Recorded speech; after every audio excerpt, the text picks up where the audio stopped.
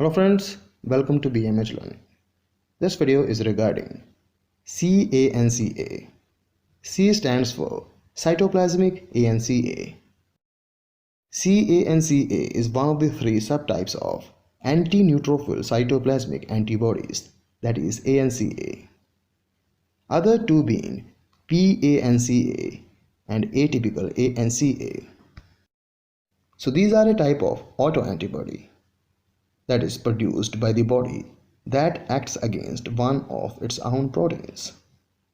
Classical antigen specificity: proteinase 3 present in neutrophil azurophilic granules, or in other words, the primary molecular target is proteinase 3 within the cytoplasm of neutrophils and monocytes.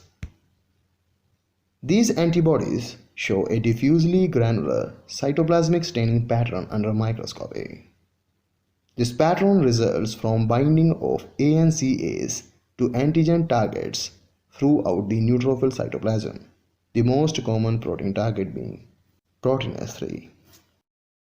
The role of CANCA in vaginal granulomatosis is unclear and unlikely to be pathogenic, as high titers do not correlate well with disease severity and may remain positive even with treatment and remission. Interpretation: CANCA testing is performed in the initial evaluation and follow-up of the patients with granulomatosis with polyangiitis. In diagnosing GPA, the CANCA results should be interpreted while considering the patient's presentation. In those with currently active systemic disease, elevated CANCA titers are over 98% sensitive and specific for GPA.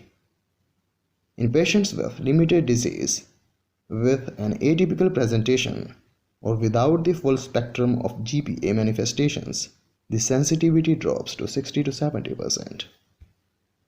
Although CANCA is highly specific for WG, its absence cannot exclude the disease.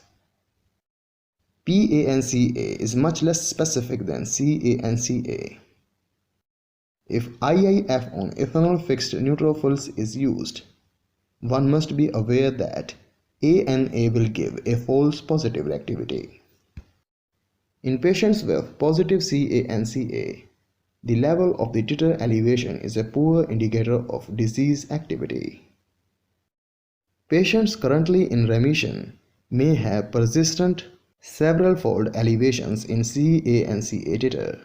Most of these patients do not develop a relapse in the future. This was all. Thanks for watching.